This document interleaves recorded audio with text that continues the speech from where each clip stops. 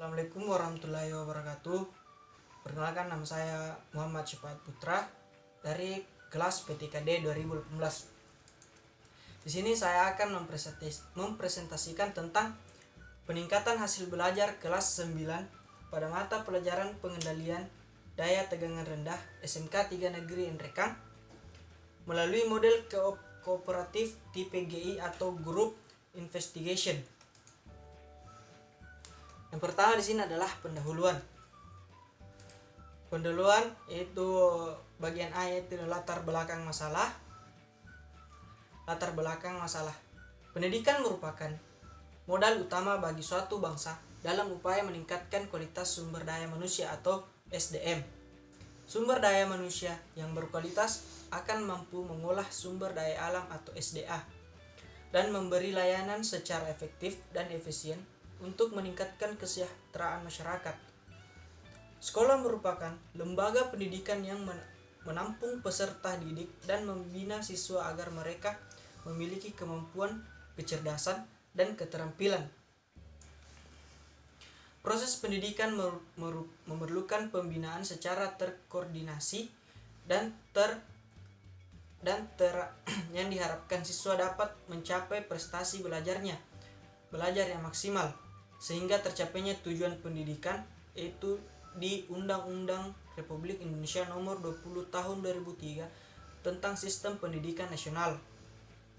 Pendidikan adalah usaha sadar dan terencana untuk mewujudkan suasana belajar dan proses pembelajaran agar peserta didik secara aktif mengembangkan potensi dirinya untuk memiliki kekuatan spiritual, keagamaan, pengendalian diri, kepribadian, kecerdasan, akhlak mulia, serta keterampilan yang diperlukan dirinya. Masyarakat, bangsa, dan negara di pengertian pendidikan tersebut jelas bahwa kegiatan pendidikan adalah kegiatan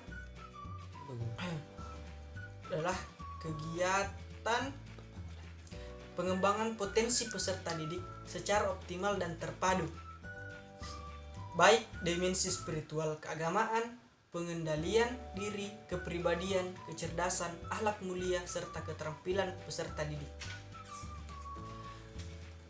Proses pembelajaran bertujuan untuk melatih manusia agar menjadi lebih bisa dan menjadi lebih baik, sehingga guru harus dapat sedemikian rupa menciptakan situasi belajar yang menyenangkan sehingga siswa dapat memahami materi pelajaran agar guru dapat melaksanakan proses pembelajaran dengan lebih baik. Guru harus mempunyai persiapan baik mental, personal, dan sosial. Berdasarkan pernyataan di atas dapat disimpulkan bahwa proses belajar mengajar dapat terselenggara secara efektif jika peran guru berjalan secara baik sebagaimana pengajar maupun sebagai pendidik.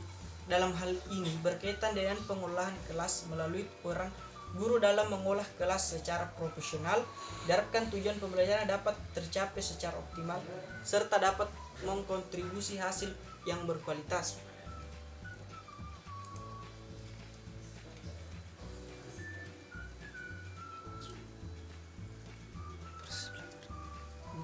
Proses belajar Proses belajar mengajar merupakan faktor utama penentu dari hasil belajar. Proses belajar mengajar yang baik diharapkan dapat memberikan kontribusi yang positif pada hasil belajar siswa. Proses belajar mengajar merupakan tempat menyalurkan ilmu dari pendidikan pada peserta didiknya diharapkan, dan proses ini bertujuan pembelajaran dapat tercapai optimal. Namun pendapat tersebut bertolak belakang dengan pembelajaran yang dilakukan di SMK. Berdasarkan hasil observasi yang dilakukan, pembelajaran di SMK kurang beragam. Proses pembelajarannya masih terpusat pada pendidikan. Kegiatan pembelajaran yang dilakukan tersebut membuat siswa cenderung pasif dalam proses belajar mengajar. Oleh sebab itu, keberagaman proses belajar mengajar di SMK perlu dikembangkan guna meningkatkan hasil belajar siswa.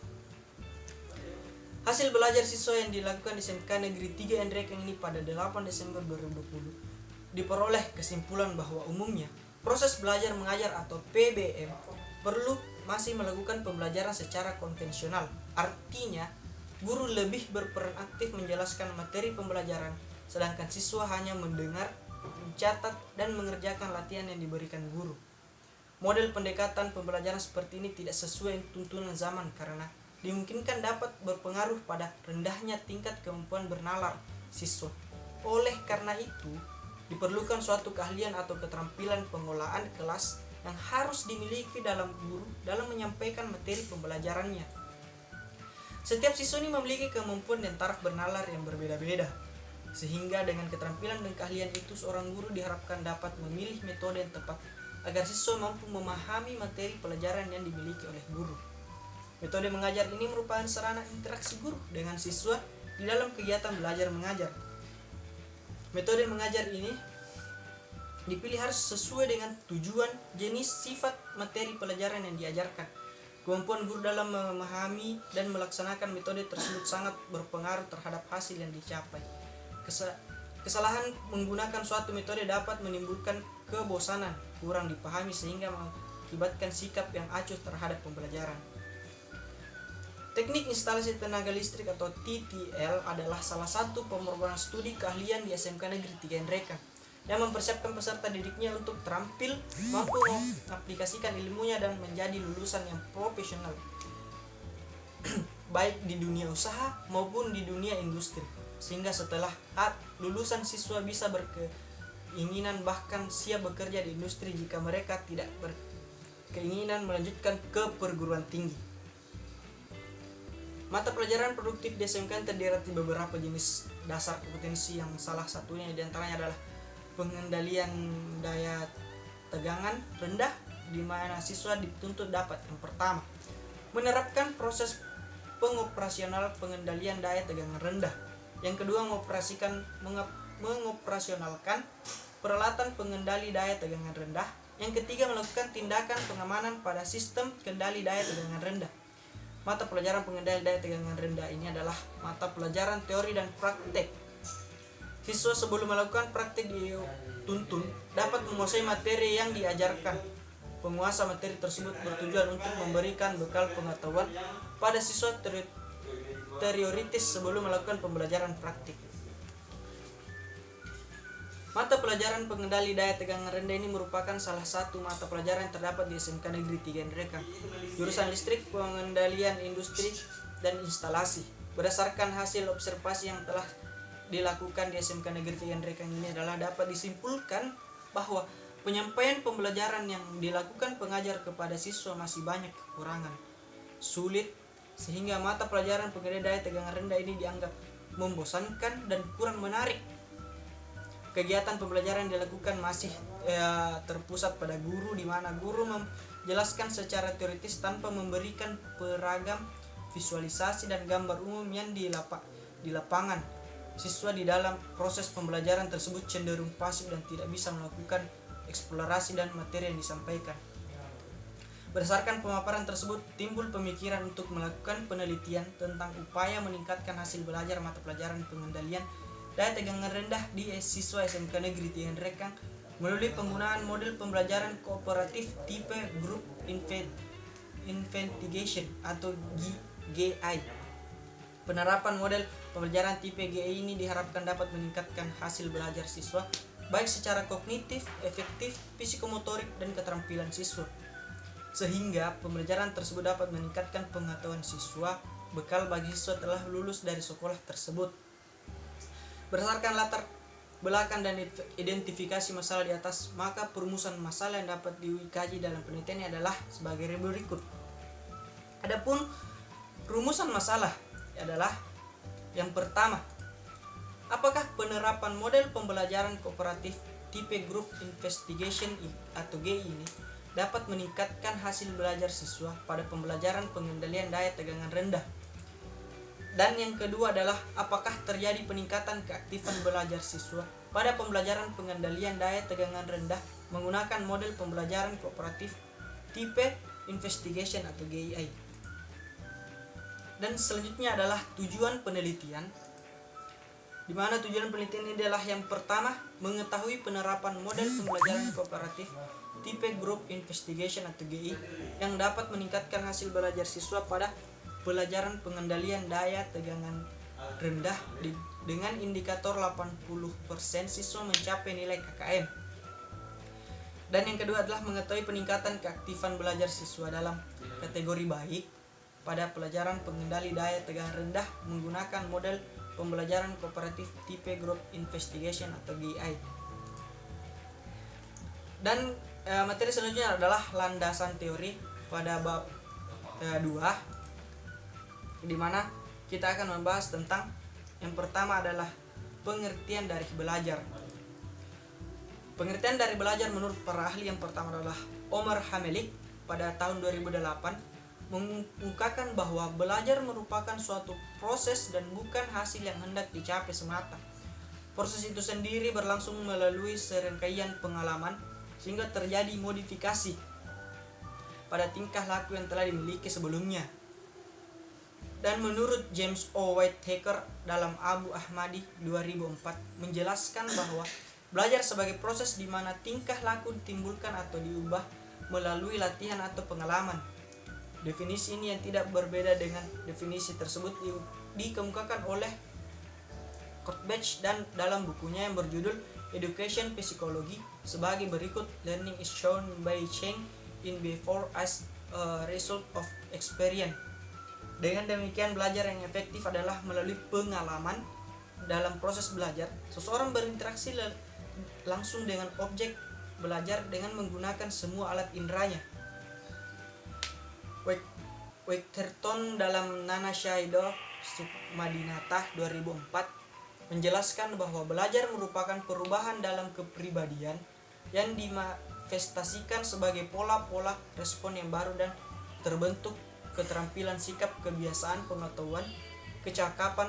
Belajar adalah suatu proses usaha yang dilakukan seseorang untuk memperoleh suatu perubahan tingkah laku yang baru secara keseluruhan sebagai hasil pengalamannya sendiri dalam interaksinya atau dalam lingkungannya.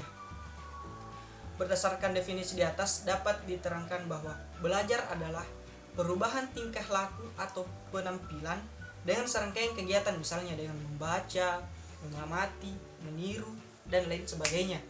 Belajar itu juga akan lebih baik kalau si subjek akan lebih baik jika si subjek belajar itu mengalami atau melakukannya. Jika tidak bersifat verbalistik, belajar merupakan kegiatan yang penting yang harus dilakukan setiap orang secara maksimal dan dapat menguasai atau memperoleh sesuatu. Belajar adalah kegiatan yang dilakukan oleh seseorang dalam rangka mengubah tingkah laku ke arah yang lebih baik sesuai dengan apa yang diharapkan dan dicita-citakan. Yang kedua adalah hasil belajar, di mana hasil belajar menurut para ahli juga di sini.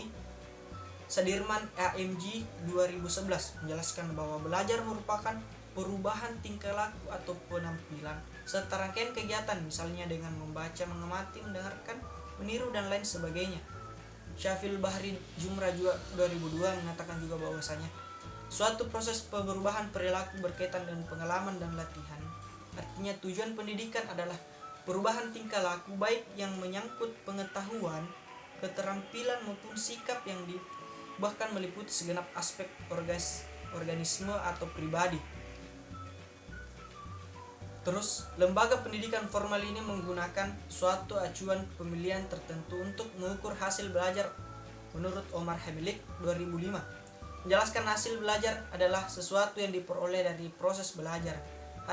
Hasil belajar ini tersebut diwujudkan dengan nilai yang angka tertentu yang mencerminkan sesuatu.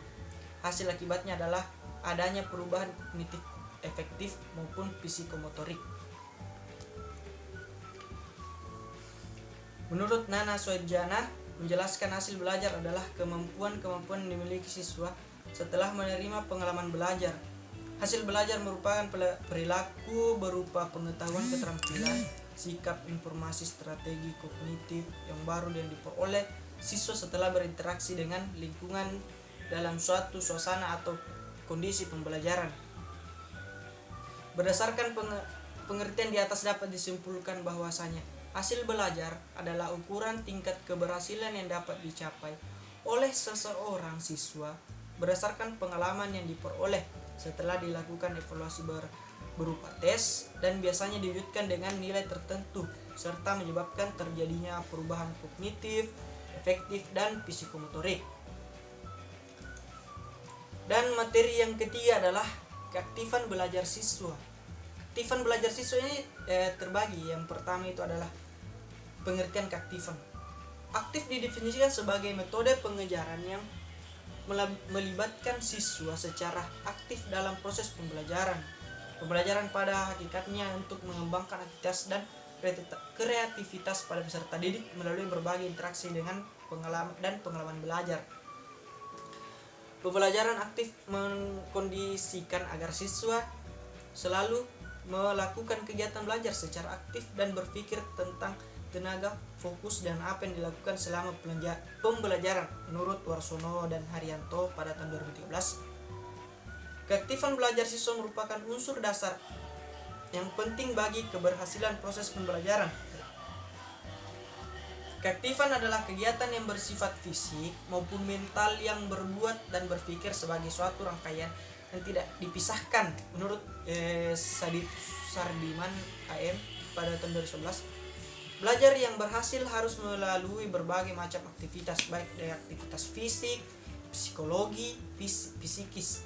Aktivitas fisik adalah siswa yang aktif dengan anggota badan, membuat sesuatu yang bermain maupun bekerja, dan tidak hanya duduk dan mendengarkan, melihat, dan hanya pasif. Siswa yang memiliki aktivitas psikis ini, kejiwaannya adalah jika daya jiwanya bekerja sebanyak-banyaknya atau banyak berfungsi dalam rangka pembelajaran. Kreativitas siswa dalam kegiatan belajar tidak lain adalah mengkonstruksi pengetahuan mereka sendiri, aktif dalam membangun pemahaman atas persoalan atau segala sesuatu yang mereka hadapi dalam proses pembelajaran. Berdasarkan penjelasan tersebut, maka dapat disimpulkan bahwa keaktifan dipengaruhi oleh berbagai macam faktor seperti menarik atau memberikan motivasi kepada siswa, dan keaktifan juga dapat ditingkatkan. Salah satunya adalah cara meningkatkan keaktifan yaitu dengan mengenali keadaan siswa yang kurang terlibat dalam proses pembelajaran. Faktor-faktor yang mempengaruhi keaktifan adalah keaktifan peserta didik dalam proses pembelajaran dapat merangsang dan mengembangkan hal bakat yang dimilikinya. Peserta didik juga dapat berlatih untuk berpikir kritis dan dapat memecah permasalahan dalam kegiatan belajar sehari-hari. Keaktifan dipengaruhi oleh beberapa faktor. Faktor yang pertama adalah memberikan motivasi atau menarik perhatian peserta didik. Dan yang kedua adalah menjelaskan tujuan instruksional atau kemampuan dasar kepada peserta didik. Dan yang ketiga adalah meningkatkan kompetensi belajar kepada peserta didik. Dan yang keempat adalah memberikan stimulus atau masalah, topik, dan konsep yang akan dipelajari. Yang kelima, memberikan petunjuk kepada peserta didik cara belajar. Dan yang keenam, memunculkan aktivitas partisipasi peserta didik dalam kegiatan pembelajaran. Dan yang ketujuh, memberikan kemampuan atau umpan balik atau feedback, melakukan tagihan kepada peserta didik berupa sehingga kemampuan peserta didik akan selalu terpantau dan terstruktur.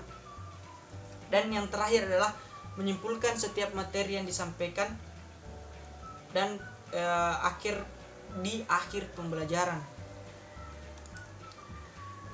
Dan materi keempat adalah Corporation Learning Type Group Investigation atau GI. Materi yang pertama di sini adalah pengertian dari kooperatif. Kooperatif, mahasiswa belajar dengan cara bekerja sama dalam berkelompok untuk memecahkan masalah yang dihadapi dengan penuh tanggung jawab pada aktivitas belajar kelompoknya, sehingga materi yang diajarkan guru mudah dipahami oleh seluruh anggota kelompok. Pembelajaran kooperatif ini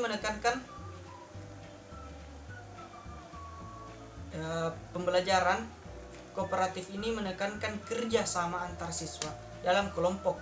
Hal ini dapat dilandasi oleh pemikiran bahwa siswa lebih mudah menemukan dan memahami suatu konsep jika mereka saling mendiskusikan masalah tersebut dengan teman banyak anggota suatu kelompok. Dalam belajar kooperatif ini biasanya terdiri dari 4 sampai dengan 6 orang, di mana anggota kelompok yang terbentuk diusahakan heterogen berdasarkan perbedaan kemampuan akademik, jenis kelamin, dan etnis. Dan selanjutnya adalah tujuan pembelajaran kooperatif. Tujuan pembelajaran kooperatif ini yang pertama adalah pencapaian hasil belajar, yaitu pemusatan pada kelompok pembelajaran kooperatif yang dapat mengubah budaya anak muda untuk membuat budaya lebih dapat menerima prestasi menonjol dalam berbagai tugas. Pembelajaran akademik selain merubah norma yang berhubungan dengan hasil belajar, pembelajaran kooperatif juga dapat memberi keuntungan pada siswa yang bekerja sama menyelesaikan tugas-tugas akademik, baik kelompok maupun kelompok bawah maupun kelompok atas. Penerimaan terhadap keragaman.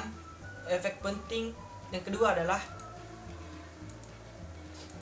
penerimaan terhadap keragaman. Yaitu efek penting yang kedua dari model pembelajaran kooperatif ialah penerimaan yang luas terhadap orang yang berbeda menurut ras, budaya, tingkat sosial, kemampuan maupun ketidakmampuan. Banyak kontak fisik diantaranya adalah orang-orang yang berbeda suku, ras, atau kelompok tindak cukup untuk mengurangi kecurigaan dan perbedaan ide. Pembelajaran kooperatif ini memberi peluang kepada siswa yang latar belakangnya dan kondisi untuk bekerja saling bergantung satu sama lain dan tugas-tugas bersama. Lalu pengguna struktur penghargaan kooperatif ini serta belajar untuk menghargai satu sama lain. Ketiga adalah pengembangan keterampilan sosial. Tujuan penting ketiga itu untuk mengajarkan kepada siswa keterampilan kerjasama dan kolaborasi. Keterampilan ini amat penting untuk dimiliki di dalam masyarakat. Banyak kerja orang dewasa dilakukan dalam organisasi yang bergantung satu sama lain dalam masyarakat meskipun beragam budayanya. Sementara itu banyak anak muda dan orang dewasa yang masih kurang dalam keterampilan sosial.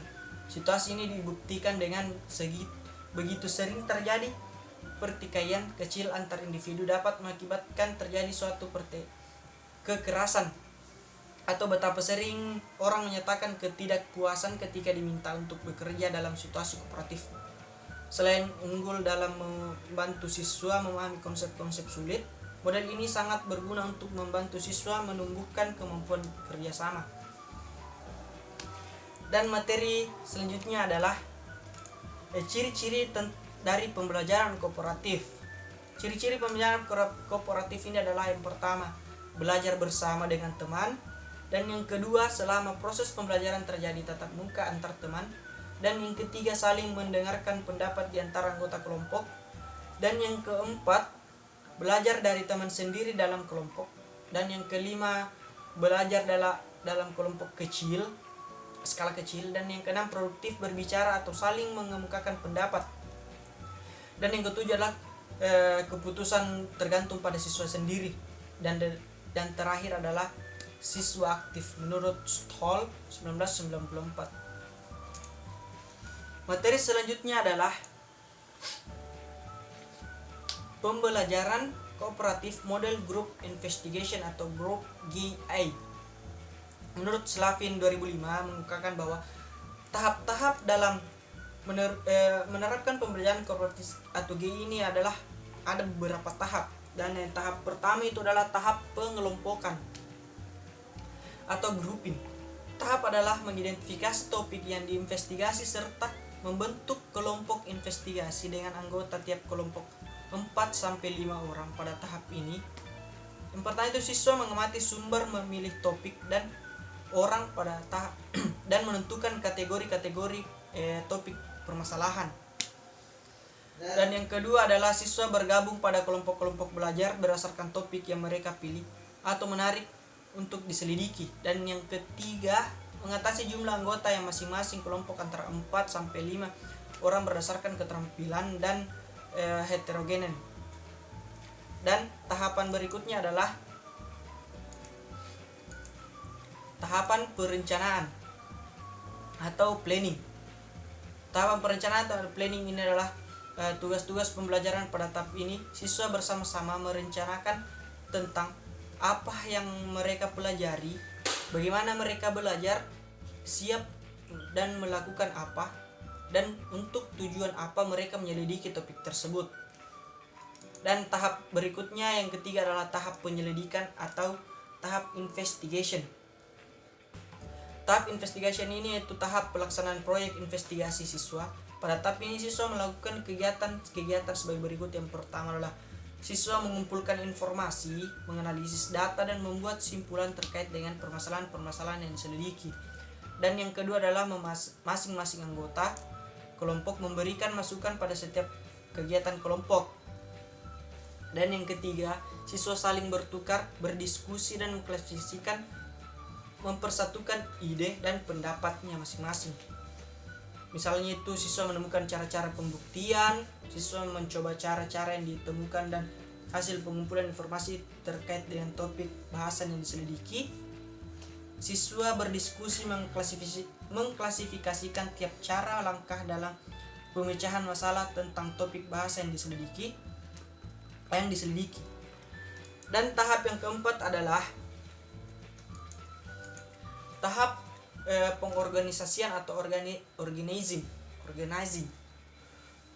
Tahap organisasian adalah tahap persiapan laporan akhir. Pada tahap ini kegiatan siswa sebagai berikut. Anggota kelompok menentukan pesan-pesan penting dalam proteknya masing-masing. Dan kedua, anggota kelompok merencanakan apa yang akan mereka laporkan dan bagaimana mempresentasikannya. Dan yang ketiga, waktu dari masing-masing kelompok membentuk panitia diskusi kelas dalam presentasi investigasi. Tahap yang kelima adalah tahap presentasi atau presenting. Itu tahap presentasi, itu tahap penyajian laporan akhir kegiatan pembelajaran di kelas. Pada tahap ini adalah sebagai berikut. Yang pertama adalah penyajian kelompok pada keseluruhan kelas dalam berbagai variasi bentuk penyajian. Dan yang kedua, kelompok yang tidak sebagai penyaji terlibat secara aktif sebagai pendengar. Dan yang ketiga, pendengar mengevaluasi, mengklasifikasi, dan mengajukan pertanyaan dan atau tanggapan terhadap topik yang disajikan. Misalnya siswa yang bertugas mewakili kelompok menyajikan hasil atau simpulan, mengajukan pertanyaan, saran tentang topik yang disajikan. Siswa mencatat topik yang disajikan oleh penyaji. Tahap yang keenam adalah tahap evaluasi, yaitu tahap evaluasi ini penilaian proses kerja dan hasil proyek siswa. Pada tahap ini kegiatan guru atau siswa pembelajaran berkait pekerjaan yang telah mereka lakukan dan tentang pengalaman pembelajarannya. Dan kedua, guru dan siswa mengkolaborasi mengevaluasi tentang pembelajaran yang telah dilaksanakan. Ketiga, penilaian hasil belajar haruslah mengevaluasi tingkat pemahaman siswa. Misalnya siswa menerangkan dan mencatat setiap topik yang disajikan. Siswa menggabungkan tiap topik yang diinvestigasi dalam pengelompokannya dan kelompok yang lain. Dan yang terakhir adalah, yang ketiga adalah mengevaluasi dengan memberikan tes uraian pada akhir tes. Dan yang ketiga di sini adalah bab 3, metode penelitiannya. Di sini jenis dan desain penelitian. Penelitian ini merupakan penelitian tindakan yang dilakukan di dalam kelas atau penelitian tindakan kelas atau classroom action research. Penelitian tindakan adalah penelitian yang dilakukan oleh guru di kelasnya sendiri dengan cara merencanakan, melaksanakan, dan merefleksikan tindakan secara kolaboratif dan partisipatif dengan tujuan memperbaiki kinerjanya sebagai guru sehingga hasil belajar siswa dapat meningkat. Desain penelitian tindak kelas. Pada penelitian ini mengacu pada rancangan model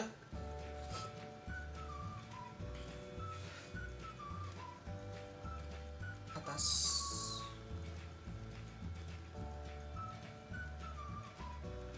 Oke, stop.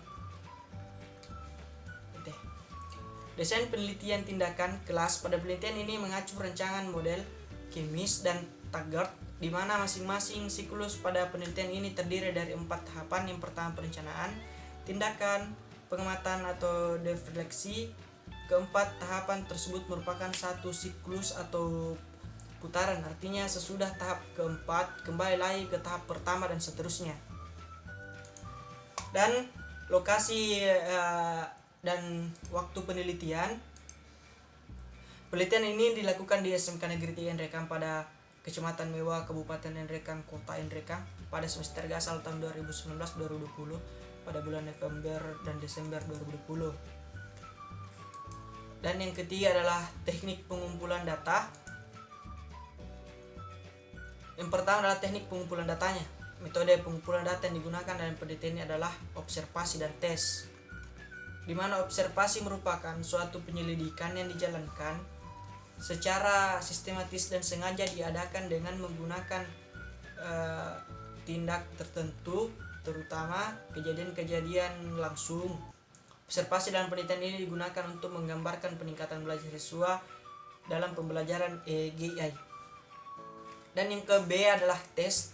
Tes adalah suatu alat ukur yang berupa serangkaian pertanyaan yang harus dijawab secara sengaja dalam situasi-situasi yang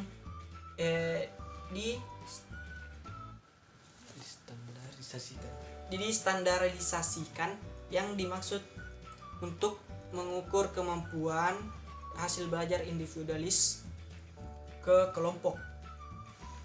Dan kedua adalah instrumen penelitian. Instrumen penelitian adalah alat atau fasilitas yang digunakan oleh peneliti dalam mengumpulkan data agar pekerjaannya lebih mudah dan hasilnya lebih baik, lebih cermat, lengkap, dan sistematis, sehingga lebih mudah untuk diolah. Instrumen digunakan dalam penelitian ini disusun berdasarkan indikator-indikator yang terkandung dalam definisi operasional variabel. Dari definisi operasional di atas, selanjutnya disusun instrumen pengukuran variabel berdasarkan indikator-indikatornya. Berikut ini adalah indikator dari digunakan mengukur keberhasilan pembelajaran.